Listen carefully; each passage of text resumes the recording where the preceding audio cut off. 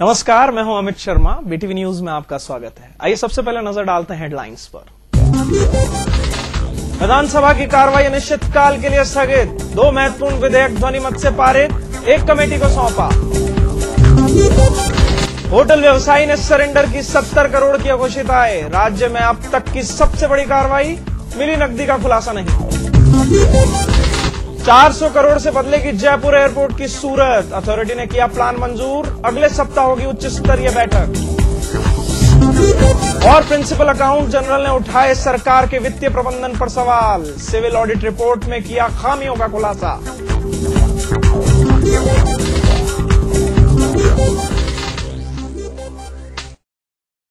विधानसभा का बजट सत्र बुधवार को अनिश्चितकाल के लिए स्थगित हो गया। इससे पहले बुधवार को विधानसभा में 3 महत्वपूर्ण bill, transparency act, right to hearing act और जल संसाधन नियामक एक्ट पर चर्चा हुई। इसमें से 2 विधेयक, ट्रांसपेरेंसी एक्ट और राइट टू हियरिंग एक्ट को सदन ने ध्वनिमत से पास कर दिया, जबकि जल संसाधन नियामक विधेयक को विधानसभा की सेलेक्ट कमेटी को सौंप दिया गया। कारण कि इस विधेयक को लेकर पक्ष और विपक्ष के सदस्यों को आपत्ति थी। वहीं प्रतिपक्ष के उपनेता घनश्याम तिवारी और वरिष्ठ विधायक गुलाब चंद कटारिया ने राइट टू हियरिंग एक्ट को बिना राज्यपाल की अनुमति के सदन के पटल पर रखने का विरोध किया, लेकिन सभापति ने प्रतिपक्ष के विरोध को खारिज कर दिया। टेंडर प्रक्रिया को पारदर्शी बनाने के लिए विधानसभा में ट्रांसपेरेंसी बिल पारित किया गया। देश में तमिलनाडु और कर्नाटक के बाद इस बिल को लागू करने वाला राजस्थान तीसरा राज्य है। केंद्र में यह बिल पहले से ही लागू है। विधेयक प्रदेश में सभी विभागों, उपक्रम, निगम, बोर्ड, पंचायती राज संस्थाओं और सहकारी संस्थानों पर प्रभावी रहेगा। सदन में संसदीय कार्य मंत्री शांति धारीवाल ने इसे विचारार्थ रखा, जिसे चर्चा के बाद पास कर दिया गया। हालांकि विपक्ष इस पर जनमत कराने की मांग कर रहा था। भाजपा विधायक ओम बिड़ला ने बिल में संशोधन के लिए कुछ सुझाव भी दिए। इस बिल से सरकार की नीयत न तो प्रोक्योरमेंट में ट्रांसपेरेंसी करना चाहती है, इस सरकार के अंदर प्री क्वालिफिकेशन के अंदर ही सरकार में घरों में बैठकर मंत्रियों के घर पर टेंडर निश्चित हो जाते हैं और प्री क्वालिफिकेशन में वही ठेकेदार पार्टिसिपेट करते हैं, वही ठेकेदार क्वालिफाइड करते हैं जिनको टेंडर देना है। इसलिए सरकार में घर में बैठकर जब टेंडर फाइनल होते हो तो ऐसे बिल और विधेयक से सरकार प्रोक्योरमेंट में पारदर्शिता नहीं ला सकती। प्रतिपक्ष ने ट्रांसपेरेंसी एक्ट को लेकर अपनी कई आपत्तियां दर्ज कराई, लेकिन संसदीय कार्य मंत्री शांति धारीवाल ने सभी आरोपों को खारिज कर दिया। ये पॉलिटिकल माइलेज के लिए है जो बिल लाया गया है। तरह के विधेयक पास करके प्रजातंत्र का मजाक उड़ाया जा रहा है। राजस्थान के हक का यमुना का पानी पंजाब और हरियाणा काम में ले रहा है। आज भी हमारे बरसात का पानी पाकिस्तान में बह करके जा रहा है, जिसका राजस्थान की सरकार को मुआवजा देना पड़ रही है। सरकार उसे रोकने के बजाय, चाहे किसान खेत में कुआं बना करके पानी से सिंचाई करने वाला है, चाहे आम जनता पानी लेने वाला, उनकी टैरिफ रेट बढ़ाने के लिए ये विधेयक ला रही है। जल बचाने के लिए या हमारे हक का पानी लाने के लिए सरकार कोई उपाय नहीं कर रही। अपने चहेते लोगों को मालामाल करने के लिए, बहुराष्ट्रीय कंपनियों को फायदा पहुंचाने के लिए ये बिल ला करके कानून में बांध करके जनता इसका विरोध नहीं करे, इसलिए कानून बना रही है। बाकी इस कानून से जनता को फायदा होने के बजाय नुकसान होगा। विधानसभा ने गुरुवार को राजस्थान सुनवाई का अधिकार विधेयक ध्वनिमत से पारित कर दिया। संसदीय कार्य मंत्री शांति धारीवाल ने विधेयक को प्रस्तुत करते हुए स्वीकार किया कि ब्यूरोक्रेसी पर लगाम लगाए जाने के लिए सरकार ये बिल लेकर आई है। उन्होंने कहा कि देश भर में ऐसा एक्ट लाने वाला राजस्थान पहला राज्य है। इस एक्ट में यदि ब्यूरोक्रेट्स काम में कोताही बरतेगा तो जुर्माने का प्रोविजन भी है। ईमानदारी से काम करने वालों को विशेष संरक्षण का भी प्रोविजन है। धारीवाल ने बताया कि समय पर सुनवाई नहीं करने पर अपील का प्रावधान भी किया गया है। पहली अपील प्रथम अपील अधिकारी को 30 दिन के अंदर और दूसरी अपील अगले 30 दिन में की जा सकेगी। राजस्थान देश का पहला ऐसा राज्य है जिसने जनता को सुनवाई का अधिकार दिया है। इसके लिए विधानसभा में बुधवार को राइट टू हियरिंग बिल पर चर्चा हुई। प्रतिपक्ष के विधायक गुलाब चंद कटारिया के अनुसार राइट टू हियरिंग एक्ट को बिना राज्यपाल की अनुमति के सदन की मेज पर रखा गया, जो गलत है। इस कानून में सिविल न्यायालय में जाने का भी जो अधिकार था, वो अधिकार भी सरकार ने रोक लिया। 1 अपील, 2 अपील और उसके बाद जो है ना उसका रिवीजन। तो एक आदमी जिंदगी भर तक खाली ये कोर्टों के चक्कर ही लगाता रहेगा और इनको भी अधिकार तो एक सिविल कोर्ट जैसा ही दिया है। तो एक तरह से कोर्ट का प्रोसीजर बढ़ेगा। प्रतिपक्ष के उपनेता घनश्याम तिवाड़ी ने भी बिल का विरोध करते हुए कहा कि बिल गलत तरीके से पेश किया गया है, लेकिन संसदीय कार्य मंत्री शांति धारीवाल ने प्रतिपक्ष के आरोपों को खारिज करते हुए कहा कि इससे पहले भी सदन में बिना राज्यपाल की अनुमति के बिल पेश किए गए हैं। फाइनेंशियल मेमोरेंडम है और 207 के अंतर्गत राज्यपाल की स्वीकृति है, वो 2 विधेयक पर तो लगी हुई थी। सूचना का अधिकार जो विधेयक है, सुनवाई का अधिकार, उस पर वो नहीं लगा हुआ था, इसको किया नहीं, इसका मुझे बहुत दुख है और ये सदन की परंपराओं के विपरीत। वहीं सत्ता पक्ष के विधायक प्रताप सिंह खाचरियावास ने इस बिल का समर्थन करते हुए कहा कि राज्य सरकार का यह प्रयास सराहनीय है।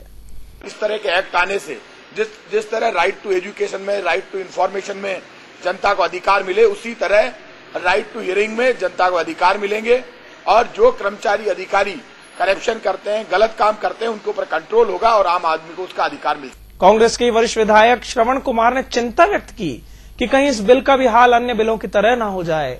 उन्होंने ब्यूरोक्रेसी में सुधार की बात कही। मैं इस बात को मानता हूँ, जितने कानून बनते हैं उन कानून का दुरुपयोग करने लगे लोग। आज भी जनसुनवाई की बात आती है, मैं इस बात को मानने को तैयार हूँ कि प्रत्येक व्यक्ति की बात सुननी चाहिए और प्रत्येक व्यक्ति को अपना काम करना चाहिए, पर सुनाने वाले लोगों की भी मानस ठीक नहीं है। सरकार ने जल संसाधन विनियामक विधेयक को सेलेक्ट कमेटी को सौंप दिया है। इससे पहले भाजपा विधायक फूलचंद भिंडा ने इस विधेयक को किसान और गांव गरीब विरोधी बताते हुए सदन में बैनर लहराकर विरोध किया। भिंडा ने देश के नक्शे में किसान को फांसी पर चढ़ते हुए दिखाते हुए बैनर अपने शरीर पर पहन रखा था। साथ ही उन्होंने विरोधास्वरूप काली पगड़ी भी पहन रखी थी। एक जल संसाधन रेगुलेटरी कमीशन आज बनाया जा रहा है, उसमें पानी को आर्थिक वस्तु घोषित किया जा रहा है, जिसको भगवान ने लाखों वर्षों से हमें निःशुल्क दिया हुआ है, उसको आज कीमती वस्तु, वाणिज्य वस्तु घोषित किया जा रहा है। आज हम खेड़ी बनाते हैं, हम छीका टांगते हैं पशुओं के लिए, पक्षियों के लिए, वो कहाँ से लाएंगे पानी? इस कारण से मानवता के खिलाफ, प्राणी मात्र के खिलाफ का ये षड्यंत्र है जो बहुराष्ट्रीय कंपनियां ला करके लूटेंगी। वो मानती हैं 12 अरब करोड़ रुपए का ये बिजनेस है, वो हमें दे दो वर्ल्ड बैंक के माध्यम से। ऐसा षड्यंत्र है जो कुछ दिनों बाद में आप सब लोग को मालूम पड़ जाएगा। कांग्रेस के अर्जुन बामणिया ने बैनर पहनकर सदन में आने पर सभापति को विरोध दर्ज कराया। इस पर सभापति ने भिंडा को चेतावनी देते हुए सदन से बाहर जाने के लिए कह दिया। प्रतिपक्ष के उपनेता घनश्याम तिवाड़ी के अनुसार इस विधेयक में बहुराष्ट्रीय कंपनियों के हितों को सरकार ने पोषित किया है। वहीं किसान पर पानी के जजिया कर लगाने की भी कोशिश की है।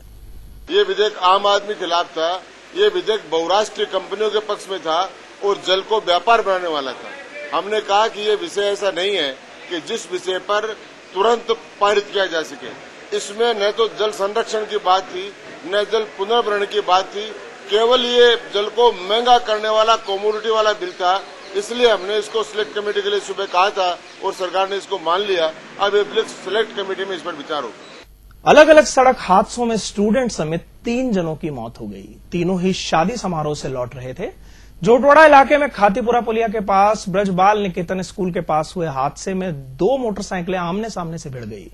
इसमें छात्र लोकेश सैनी की मौत हो गई। लोकेश ने हेलमेट नहीं लगा रखा था। 108 से लोकेश को अस्पताल पहुंचाया गया, जहां उसे मृत घोषित कर दिया गया। दूसरा हादसा सांगानेर सदर इलाके में हुआ, जहां ललित शर्मा अपनी बेटी के साथ शादी समारोह से वापस लौट रहे थे। अज्ञात वाहन की टक्कर से ललित गंभीर रूप से घायल हो गए, जिनकी बाद में मौत हो गई। उधर तीसरा हादसा कानोता में हुआ, जहां तेज गति से आ रही बाइक ने युवक को टक्कर मार दी। इलाज के दौरान 21 वर्ष के नंदकिशोर ने एसएमएस में दम तोड़ दिया। नंदकिशोर भी शादी समारोह से ही लौट रहे थे। चित्रकूट इलाके में सूने मकान के ताले तोड़कर चोर दिन दहाड़े 6 लाख रुपए की नकदी और जेवरात लेकर फरार हो गए। वारदात दोपहर 12 से 1:30 बजे के बीच की है। इस समय मकान मालिक बाहर गए हुए थे। दिन दहाड़े तोड़े फ्लैट के ताले, ज्वेलरी और नकदी ले उड़े चोर। 3 सूने फ्लैट पर धावा। शिवांग अपार्टमेंट के 3 फ्लैट पर गुरुवार दोपहर चोरों ने धावा बोल दिया। चोर दिन दहाड़े फ्लैट का ताला तोड़कर ज्वेलरी और नकदी चुरा ले गए। वारदात के समय इन फ्लैट में कोई भी नहीं था। राजकुमार शर्मा का भी शिवांग अपार्टमेंट में फ्लैट है। ये अपनी पत्नी के साथ यहां रह रहे हैं। वे गिरनार कॉलोनी में अपने परिचित के घर गए थे। इसी दरमियान चोर ताला तोड़कर करीब 5 तोला सोना और 60,000 रुपए नगद चोरी करके ले गए। विजया जोशी ने बताया जबकि ये रुपए उन्होंने अपने भाई के इलाज के लिए रखे थे। वो तो कैश अपन साथ में ले चलते हैं, अचानक आईसीयू में भर्ती हो, कभी जरूरत पड़े तो वो एफडी तोड़ा करके और उसमें हमारे एमपी वाले खाते में था, तो वहां से निकलवाए थे उससे कि आज लेके जाएंगे। तो वो था 60,000 कैश और बस ये एक सेट था, बाकी तो ये नकली तो छोड़ गए। गोल्ड का पतला सा सेट था, 5 तोले का होगा, और एक चांदी का पतला सा सेट था। ये चोरों ने एक एक कर 3 फ्लैट के ताले तोड़ डाले। वारदात दोपहर में करीब 11 बजे से 1:30 बजे के बीच हुई। कॉम्प्लेक्स के फर्स्ट फ्लोर पर रह रहे अलवर नर्सिंग कॉलेज के लाइजनिंग ऑफिसर नगेंद्र तिवाड़ी के मकान में भी हाथ साफ कर लिया। चोर फ्लैट में रखे 25,000 रुपए और करीब 4 तोला सोना चुराकर भाग गए। वारदात के समय कोई भी घर पर नहीं था। मैं अमूमन 10:15 बजे निकला था ऑफिस के लिए, तो मानसरोवर होता ऑफिस पहुंचा तो नीचे हमारे जो रहते हैं दूसरे क्या बोलते हैं जोशी जी, उन्होंने मेरे को फ़ोन किया था कि भाई साहब ताले टूट गए हैं, आप तुरंत आओ। तो 1:30 बजे करीब उनका फ़ोन आया था, 1:40 के करीब मैं पहुंचा, देखा तो अलमारी टूटी पड़ी थी और उसमें 25,000 रुपये रखे हुए थे, बाकी ऑर्नामेंट्स थे मिसेज के जो करीब 4-5 तोला करीब था, वो ले गए। उधर आईसीआईसीआई बैंक के सीनियर ऑफिसर सनी शर्मा का फ्लैट बंद देखकर चोर उनके यहां भी घुस गए। यहां से चोर घर में रखी 6 तोले की ज्वेलरी और 9,000 रुपए नगद ले गए। वारदात के समय सनी शर्मा की पत्नी मां के साथ सोडाला में अपनी बहन के यहां गई हुई थी। करीबन 2 सेट गले वाले सेट और कानों की बालियां, अंगूठी और कुल मिला के कुछ 3-4 लाख का ये सामान, और बाकी कुछ नकदी चोरी हुए, 10-1 हज़ार रुपये नकदी भी चोरी हुए। तो ये कुल मिला के ये वाला सारा सामान पूरा यहाँ पे निकाला गया है। बहरहाल सूचना मिलने पर मौके पर पहुंची पुलिस और एफएसएल टीम ने खाना पूर्ति की। एक्सप्रेस हाईवे के पास स्थित इस अपार्टमेंट में ये लोग कुछ समय पहले ही शिफ्ट हुए हैं। इस अपार्टमेंट में 2 फ्लैट्स में फैमिली भी रह रही है, लेकिन उन्हें वारदात की भनक तक नहीं लगी। Bureau report, BTV news, Jaipur. Hotel व्यवसायी के ठिकानों पर हुई आयकर विभाग की कार्रवाई में 70 करोड़ रुपए की अघोषित आय मिली है। व्यवसायी ने यह आय सरेंडर भी कर दी। विभाग के अधिकारियों का दावा है कि राजस्थान के इतिहास में यह अब तक की सबसे बड़ा सरेंडर था। हालांकि छापे में मिली नकदी का विभाग ने खुलासा नहीं किया। आयकर विभाग ने बुधवार को होटल व्यवसाय से जुड़े एक व्यवसायी के 20 ठिकानों पर छापे मारे थे। इसमें से 4 होटल भी शामिल थे। जांच में अघोषित लेन देन, ब्याज पर रुपए देने और अघोषित रूप से प्रॉपर्टी में निवेश करने के मामले सामने आए हैं। व्यवसायी ने आयकर विभाग को खर्च अधिक और आय कम होना भी रिकॉर्ड में दर्शाया है। इस कार्रवाई में बुधवार सुबह से ही आयकर विभाग के 150 कर्मचारी, अधिकारी और पुलिसकर्मी जुटे हुए थे। गुरुवार को मौसम का मिजाज बार बार बदलता रहा। अल सुबह हल्की बारिश हुई, फिर तापमान में थोड़ी बढ़ोतरी दर्ज की गई। दिन में गर्मी के बाद दोपहर से ही बादल के बीच सूरज की आंख मिचौली शुरू हो गई। शाम होते होते कुछ हिस्सों में बारिश भी हुई, जिससे ठंडक का एहसास हुआ। गुरुवार को अधिकतम तापमान 36.7 सेल्सियस रहा और न्यूनतम तापमान 23.8 डिग्री दर्ज किया गया। उम्मीद है आपने भी सुहाने मौसम का आनंद लिया होगा। अभी रुकते एक छोटे से ब्रेक के लिए, बने रहिए हमारे साथ।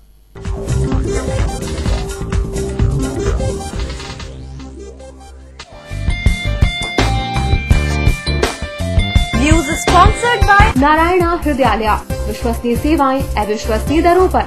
Sector 28, Kumbha Marg, Pratapnagar, Sanganer, Jaipur.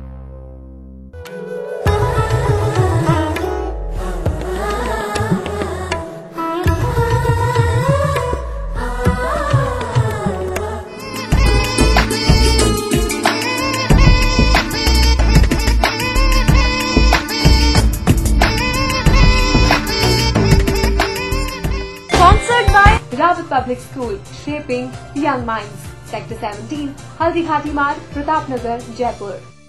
Indian convent and public school, Premnagar, बोने road, Agra road, Jaipur. Log on to our website www.bianicolleges.org।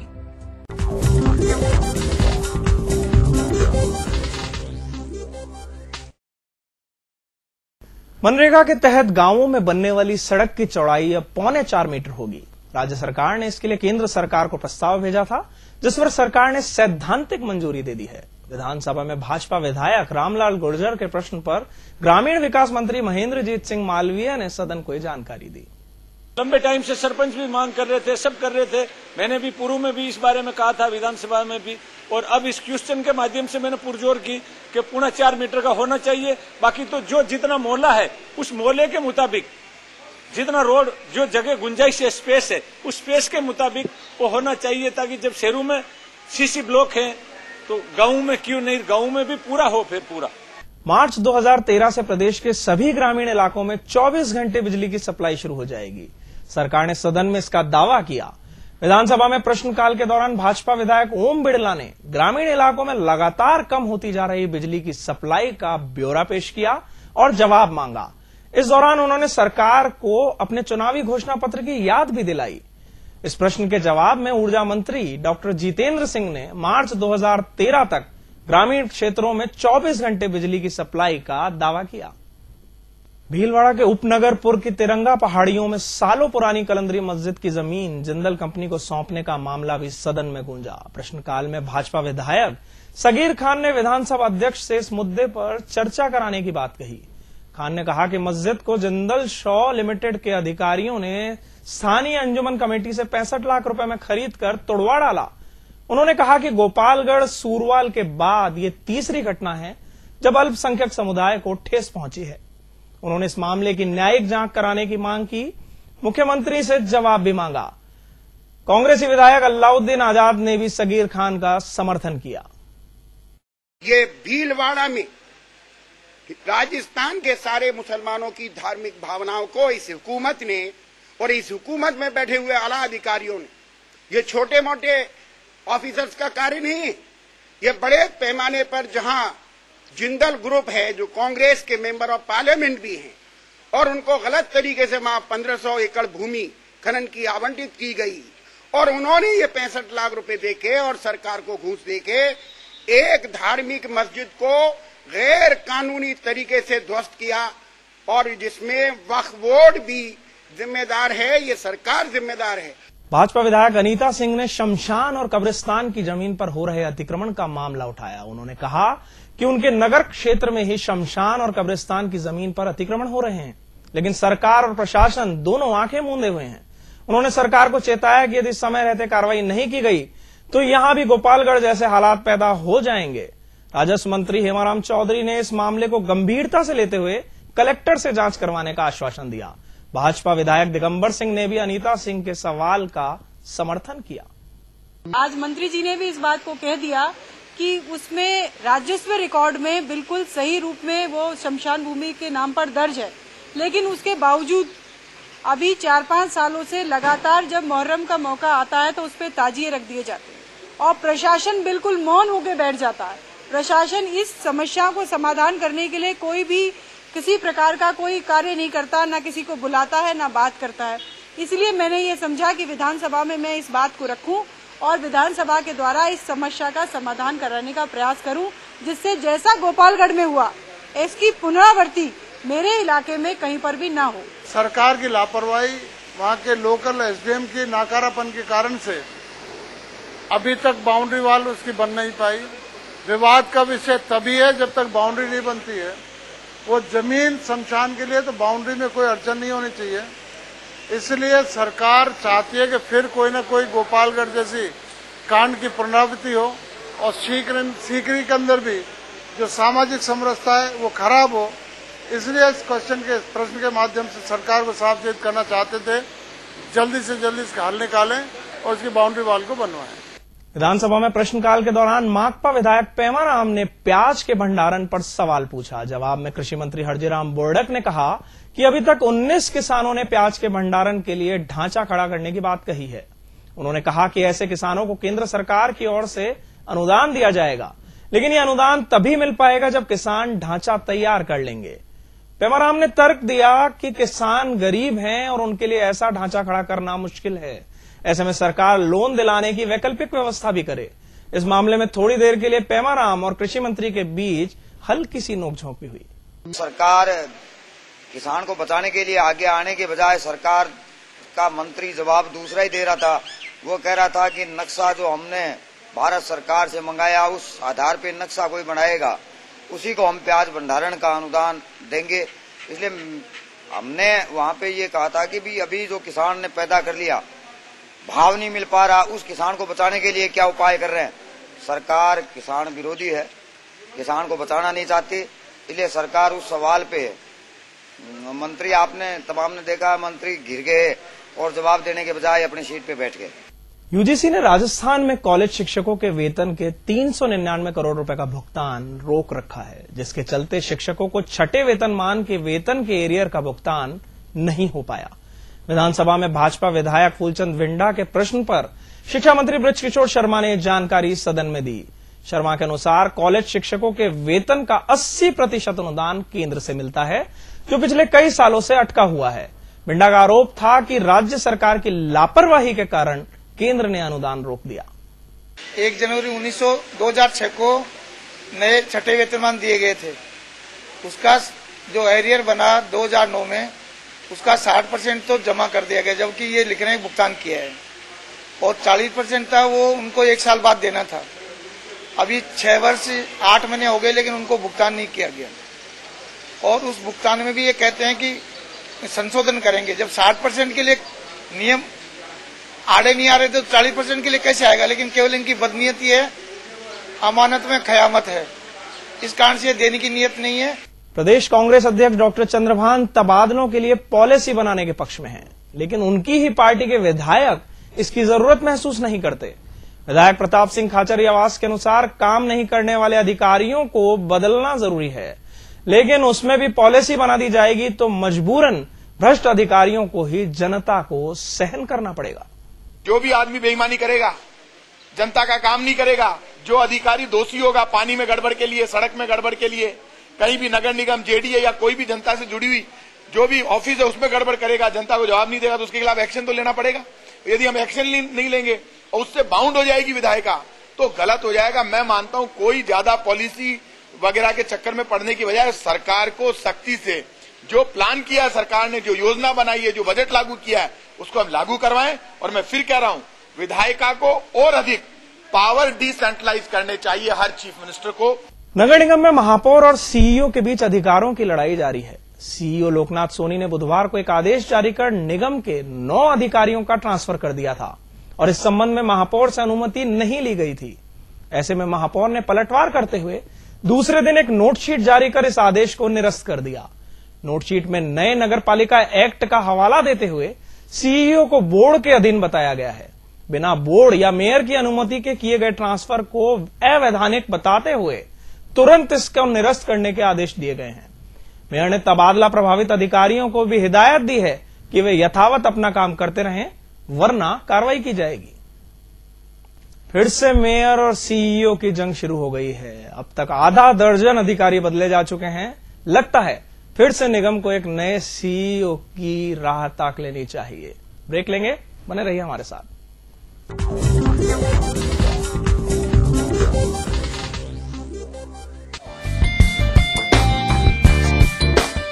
News sponsored by Narayana Hrudayalaya, विश्वसनीय सेवाएं अविश्वसनीय दरों पर, सेक्टर 28 कुंभा मार्ग, प्रतापनगर, सांगानेर, जयपुर। जरा ठहरिए, मुझे आपसे कुछ जरूरी बात करनी है। कई बार आपको लगता होगा कि आपके साथ अत्याचार हो रहा हो, इंसाफ नहीं मिल रहा हो, कोई आपकी आवाज सुन नहीं रहा हो, आप दर दर भटक रहे हो। हम आपकी आवाज बनेंगे, हम पुरजोर शब्दों में आपकी बात रखेंगे, लेकिन आपको मिलना होगा हमसे, आपको बतानी होगी अपनी व्यथा। मिलिए हमारे समाचार संपादक रघु आदित्य से, उनका टेलीफोन नंबर है स्क्रीन पर ये पर।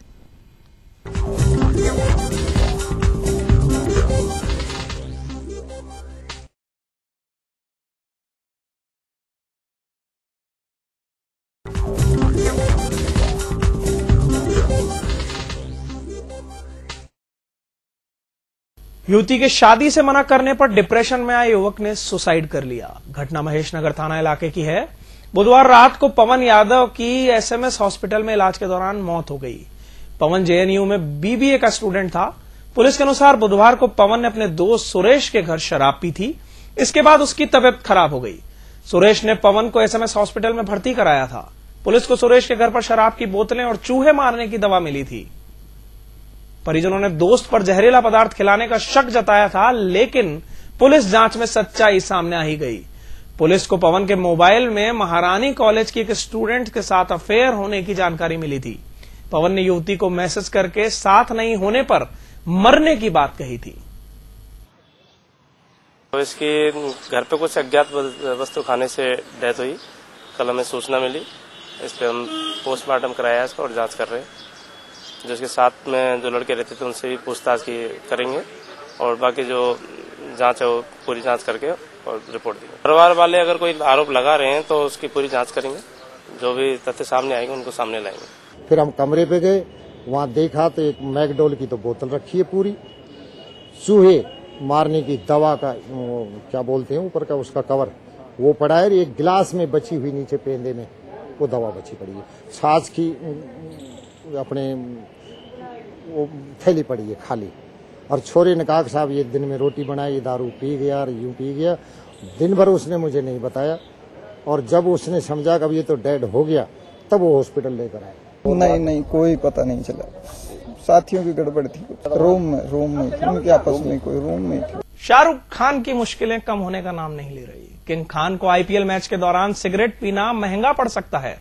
सेशन कोर्ट ने शाहरुख खान को सार्वजनिक स्थान पर सिगरेट पीने के मामले में दोषी माना है। कोर्ट ने उन्हें 26 मई को तलब किया है। गुरुवार को एसीजे 8 ने खान को धूम्रपान एक्ट के तहत प्रारंभिक तौर पर दोषी मानते हुए प्रसंज्ञान लिया। कोर्ट ने आदेश याचिकाकर्ता आनंद सिंह राठौड़ के दायर इस्तगासे पर दिया। इस्तगासे में बताया कि 8 अप्रैल को एसएमएस स्टेडियम में हुए आईपीएल मैच के दौरान शाहरुख खान ने सिगरेट पीकर राजस्थान धूम्रपान एक्ट का उल्लंघन किया था। जयपुर एयरपोर्ट के विकास के लिए 400 करोड़ का प्लान मंजूर हुआ है। जल्दी इस पैकेज से एयरपोर्ट का डेवलपमेंट शुरू किया जाएगा। इस सिलसिले में अगले सप्ताह जयपुर में कुछ स्तरीय बैठक आहूत की गई है। उम्मीद की जानी चाहिए कि जल्दी ही जयपुर एयरपोर्ट और भी अधिक सुविधाओं से सजा हुआ नजर आएगा। जयपुर हवाई अड्डे की जल्दी ही सूरत बदलने वाली है। इस परिवर्तन के बाद एयरपोर्ट पहले की अपेक्षा अधिक सुख सुविधाओं से सुसज्जित हो जाएगा। इसके लिए 400 करोड़ के प्लान को मंजूरी मिली है। हालांकि कुछ औपचारिकताएं पूरी करना अभी बाकी है, जिन पर काम चल रहा है। प्लान के मुताबिक इंटरनेशनल एयरपोर्ट की नई बिल्डिंग के दोनों ओर नई बिल्डिंग्स बनाई जाएंगी। फिलहाल एयरपोर्ट पर विमान में चढ़ने उतरने के लिए 2 ही एयरोब्रिज हैं। अब 2 नए एयरोब्रिज और बनाए जाएंगे।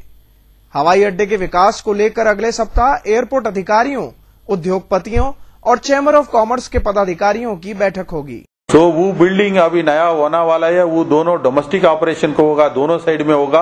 अभी सेंट्रल बिल्डिंग है वो इंटरनेशनल फ्लाइट्स को वो एक्सक्लूसिव करेगा। सेंट्रल बिल्डिंग तो अभी एग्जिस्टिंग बिल्डिंग है ना, वो इंटरनेशनल ऑपरेशन को एक्सक्लूसिव करेगा। दोनों साइड हो रहे हैं, एक साइड डोमेस्टिक अराइवल है, एक साइड डोमेस्टिक डिपार्चर है। तो ऐसा है। सो और 4 एयरोब्रिज होने वाला है, ऐसा प्रोजेक्ट है, 400 करोड़ प्रोजेक्ट है। यात्री सुविधाओं का विशेष ख्याल रखते हुए नई तकनीक की फ्लाइट इंफॉर्मेशन डिस्प्ले सिस्टम लगाए जाएंगे। नई बिल्डिंग में कई जगह वॉक लेटर्स भी लगाए जाएंगे। सिक्योरिटी सिस्टम को भी सुधारा जाएगा। चप्पे चप्पे पर सीसीटीवी कैमरे लगाने का भी प्लान है। पार्किंग स्पेस बढ़ाई जाएगी और डोमेस्टिक अराइवल एरिया में बैगेज कन्वेयर सिस्टम के अलावा कई फैसिलिटी उपलब्ध कराई जाएंगी। लगेज की जांच के लिए नई तकनीक के एक्सरे बैगेज सिस्टम लगाए जाएंगे। डोमेस्टिक अराइवल एरिया में 4 बैगेज कन्वेयर सिस्टम है, बैगेज कन्वेयर सिस्टम। सो ऐसा अभी एग्जिस्टिंग बिल्डिंग है, ऐसा 2 बिल्डिंग अटैच हो जाएगा। उसी में वॉकलेटर्स भी है, बिकॉज दूर पड़ रहे हैं, उसको वॉकिंग के लिए फैसिलिटीज भी है। सिक्योरिटी बढ़ने के लिए सीसीटीवी सिस्टम है, FIDS सिस्टम है, आप लेटेस्ट सिस्टम लगाएगा। Flight information display system sir, वो आ जाएगा। इसके अलावा रनवे एक्सटेंशन का काम भी जल्दी ही शुरू होने वाला है। ऐसे में नए प्लान और रनवे एक्सटेंशन प्लान से लोगों की भी उम्मीदें बंधने लगी हैं। यात्री सुविधाओं में विस्तार के बाद जयपुर एयरपोर्ट से बड़े विमानों का संचालन भी शुरू होने की उम्मीद को पंख लग सकते हैं। अभिषेक चतुर्वेदी, BTV न्यूज, जयपुर। तबादलों का समय आते ही शिक्षक स्कूल छोड़ सचिवालय और मंत्री विधायकों के घर के चक्कर लगाने लगे हैं। पढ़ाई से ध्यान हटकर तबादलों पर जा टिका है। इस प्रवृत्ति पर लगाम कसने के लिए शिक्षण व्यवस्था पुख्ता बनाए रखने के लिए जिला शिक्षा अधिकारी ने आकस्मिक दौरे शुरू कर दिए हैं। गुरुवार को डीईओ ने कई स्कूलों का आकस्मिक निरीक्षण किया। राजकीय उच्च प्राथमिक विद्यालय बड़ौदिया बस्ती के 2 शिक्षक स्कूल से गायब मिले। डीईओ ने दोनों को कारण बताओ नोटिस जारी कर दिया। प्री बीएसटी परीक्षा 6 मई को आयोजित की जाएगी। उदयपुर की मोहनलाल सुखाड़ी यूनिवर्सिटी की ओर से आयोजित की जा रही इस परीक्षा के लिए जयपुर में 34 परीक्षा केंद्र बनाए गए हैं। इन केंद्रों पर 12,500 परीक्षार्थियों के शामिल होने की संभावना है। परीक्षा के प्रश्न पत्रों को विशेष सुरक्षा देते हुए इस बार ट्रेजरी में रखा जाएगा। परीक्षा वाले दिन ही इन्हें सेंटर तक पहुंचाया जाएगा। इसके अलावा वीडियोग्राफी भी कराई जाएगी। पिछली बार जहां पूरे प्रदेश में इस परीक्षा में 2.25 लाख परीक्षार्थी बैठे थे, इस बार यह संख्या घटकर 1.5 लाख ही रह गई है। प्रिंसिपल अकाउंटेंट जनरल ने सिविल ऑडिट में सरकार के वित्त प्रबंधन पर कई सवाल उठाए हैं। विधानसभा में बजट सत्र के आखिरी दिन सिविल ऑडिट रिपोर्ट सौंपी गई, जिसमें एक्साइज विभाग की कार्यप्रणाली दोषपूर्ण बताई गई। साथ ही खनन, राजस्व और यातायात विभाग में भी कई वित्तीय अनियमितताएं हैं, जिनके कारण सरकार को राजस्व की हानि हो रही है। प्रिंसिपल अकाउंटेंट जनरल ने ऑडिट रिपोर्ट में खुलासा किया है कि आबकारी विभाग में कुछ लोगों को फायदा पहुंचाने के लिए राजस्व नियमों की अनदेखी की गई है। विभाग के अधिकारियों पर भी उंगली उठाते हुए ऑडिट रिपोर्ट में कहा गया है कि वे अपनी जिम्मेदारी पूरी तरह से नहीं निभा रहे।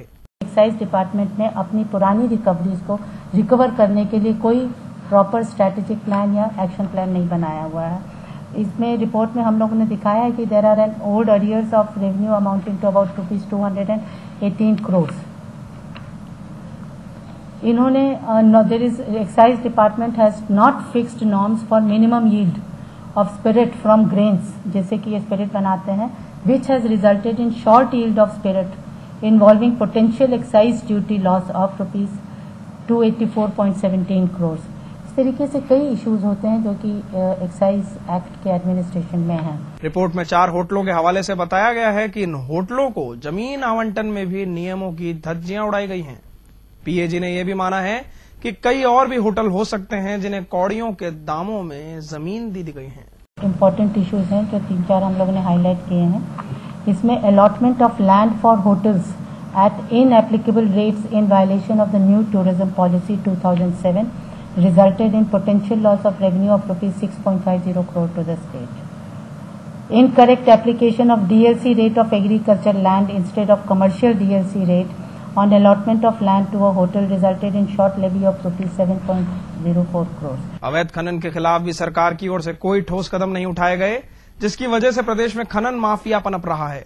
इससे सरकार को लगातार राजस्व की हानि हो रही है। साथ ही वन्य जीवों के लिए भी खतरा बढ़ रहा है। सिविल ऑडिट में बताया गया है कि मोटर वाहन टैक्स कलेक्शन में भी ढेरों अनियमितताएं हैं। उन्होंने ठीक से डेटा नहीं डाल रहे हैं, उसकी वजह से जो एप्लीकेशन कंट्रोल्स हैं, जैसे due to inadequate application controls the driving licences in 853 cases were found to be issued to non qualified applicants who were illiterate below class 8 और क्वालिफिकेशन वॉज नॉट स्पेसिफाइड और whose age was shown as 0.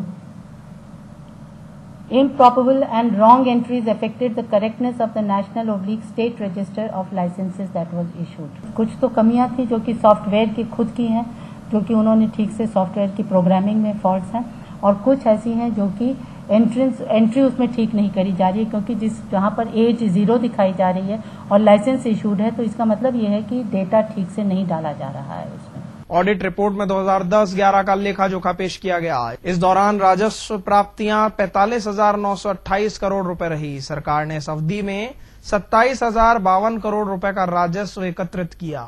इस साल केंद्र सरकार की ओर से प्रदेश को 18,875 करोड़ रुपए की सहायता मिली। रिपोर्ट में बताया गया है कि सरकार को मिलने वाले राजस्व में सबसे ज्यादा हिस्सा सेल टैक्स का है।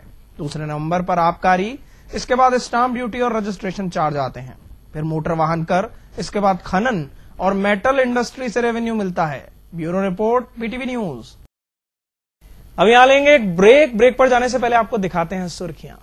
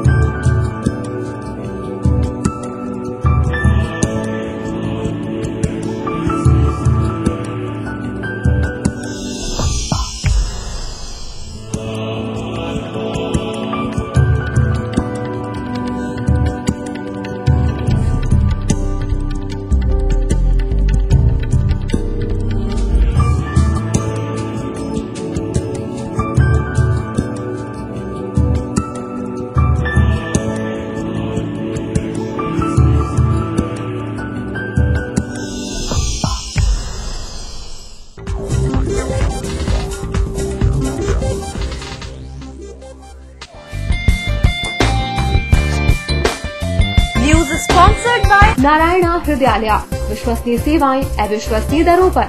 सेक्टर 28 कुंभा मार्ग, प्रतापनगर, सांगानेर, जयपुर। नवंबर 1999 में शुरू हुआ मेडिटॉक्स का सफर रिकॉर्डेड कार्यक्रम से और फिर 28 जून 2000 को शुरू हुआ लाइव का सफर। हेलो हाँ जी मेडिटॉक्स।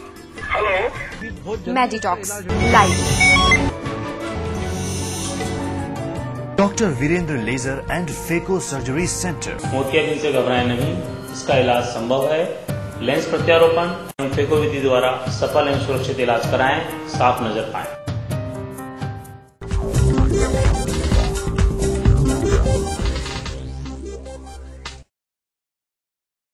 आइए अब बढ़ते हैं रैपिड न्यूज की ओर।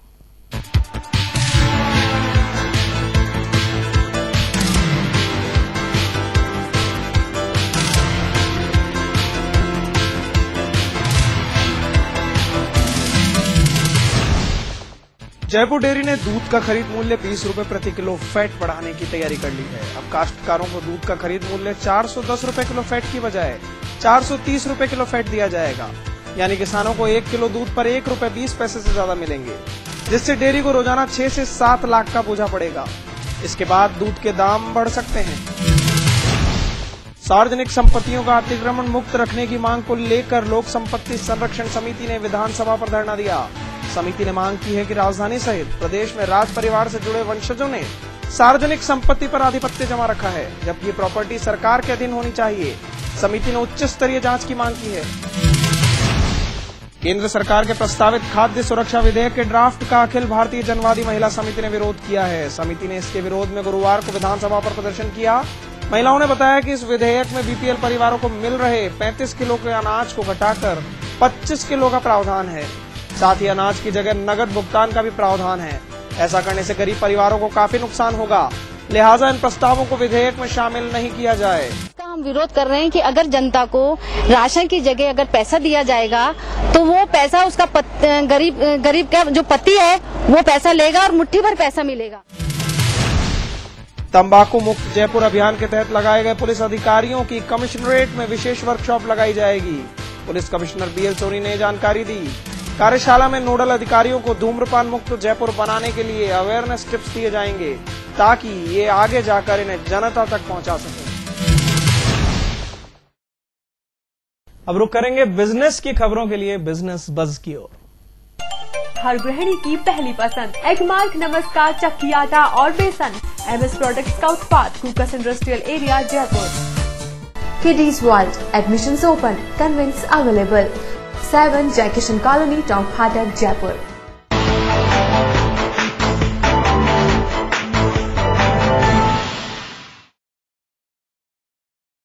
बारदाने की कमी और गेहूं के भंडारण का उचित बंदोबस्त नहीं होने के कारण समर्थन मूल्य पर गेहूं की खरीद प्रक्रिया रफ्तार नहीं पकड़ पा रही। लिहाजा मंडियों में गेहूं खुले में पड़े हैं और किसानों को लंबा इंतजार करना पड़ रहा है। तिलम संघ ने प्रदेश में सर्वाधिक 136 केंद्र खोले हैं, लेकिन हर केंद्र पर बारदाने की कमी काफी खल रही है। तिलम संघ की एमडी खुद बारदाने की कमी को खरीद प्रक्रिया में बड़ा रोड़ा मान रही हैं। हर खरीद केंद्र पर करीब 5000 बोरियों की जरूरत है, जबकि स्टॉक केवल 1000 बोरियों का ही है। ऐसे में गेहूं की एमएसपी पर खरीद नहीं होने से किसानों को एक सप्ताह तक अपनी बारी का इंतजार करना पड़ रहा है। वहीं खरीदे गए गेहूं को रखने के लिए एफसीआई के भंडारगृहों में जगह ही नहीं है। ऐसे में गेहूं भरे ट्रक मंडियों में कई दिनों से खड़े हैं। वो मंत्री जी के लेवल पर भी मीटिंग हुई है, सीएम साहब के लेवल पर भी मीटिंग हुई है, फूड सेक्रेटरी खुद भी इस चीज को देख रहे हैं और डेली मॉनिटरिंग कर रहे हैं। एफसीआई के भी सारे ऑफिसर्स आते हैं, तो जहां जहां प्रॉब्लम आती है उसको उसी हिसाब से सॉर्ट आउट किया जाता है। यदि कृषि क्षेत्र में सरकार पीपीपी मोड अपनाए तो उत्पादन भी बढ़ेगा और महंगाई पर भी नियंत्रण किया जा सकेगा। ये कहना है वर्ल्ड बैंक प्रोजेक्ट के डायरेक्टर डॉक्टर एसएल मेहता का। जयपुर नेशनल यूनिवर्सिटी की ओर से 21वीं सेंचुरी में फूड सिक्योरिटी और पब्लिक प्राइवेट पार्टनरशिप विषय पर सेमिनार आयोजित की गई, जिसमें कई विशेषज्ञों ने भाग लिया। महंगाई को रोकने के लिए कृषि उत्पादन बढ़ाना पड़ेगा, ये कहना है डॉक्टर एसएल मेहता का। इसके लिए सरकारी प्रयासों के साथ निजी क्षेत्र की भागीदारी भी जरूरी है। कृषि क्षेत्र के विकास के लिए उत्पादन के साथ रिसर्च डेवलपमेंट और मार्केटिंग पर भी ध्यान देना होगा। अगर हमें उत्पादन बढ़ाना है तो नई प्रौद्योगिकी को काम में लाना होगा। हर फार्मर को ऐसी बीज की व्यवस्था करनी होगी जिसमें उसका लागत कम हो और उत्पादन बढ़े। और लागत आज जो लेबर है, लेबर कॉस्ट बढ़ गई है, तो बीज ऐसा होना चाहिए कि उसमें रोग बीमारियां ना हो, खरपतवार हो तो खरपतवार का नियंत्रण अच्छी तरह से हो जाए और साथ ही उसकी विपणन व्यवस्था भी लागू की जाए।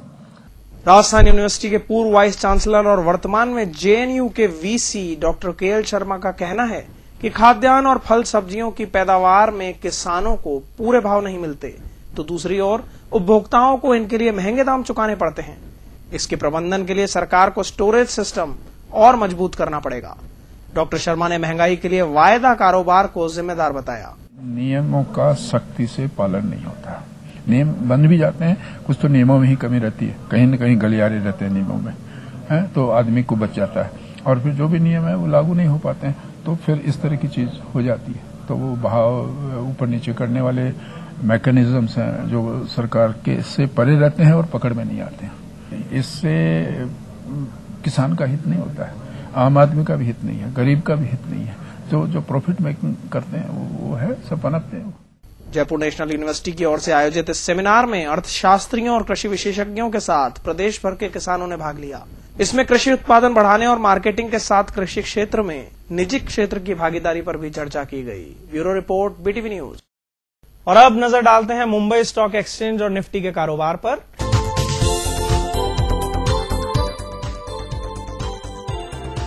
बीएसई 20.62 अंकों की गिरावट के साथ 17,130.67 अंक पर बंद हुआ।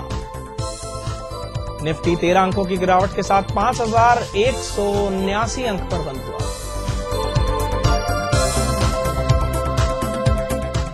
और अब अंत में सराफा बाजार।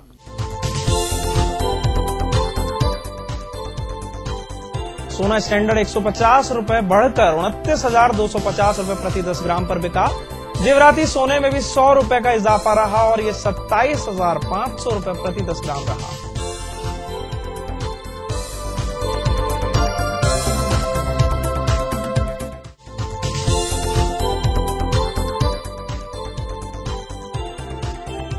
चांदी 999 100 रुपए की तेजी के साथ 56,400 रुपए प्रति किलोग्राम बोली गई। वहीं रिफाइन बिना किसी बदलाव के 55,700 रुपए प्रति किलोग्राम बोली।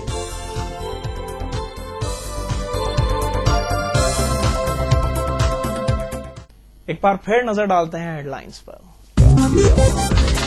विधानसभा की कार्रवाई अनिश्चितकाल के लिए स्थगित। 2 महत्वपूर्ण विधेयक ध्वनिमत से पारित, एक कमेटी को सौंपा।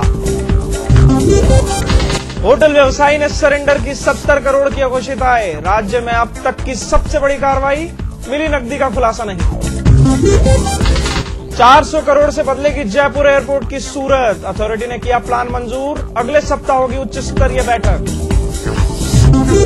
और प्रिंसिपल अकाउंट जनरल ने उठाए सरकार के वित्तीय प्रबंधन पर सवाल। सिविल ऑडिट रिपोर्ट में किया खामियों का खुलासा।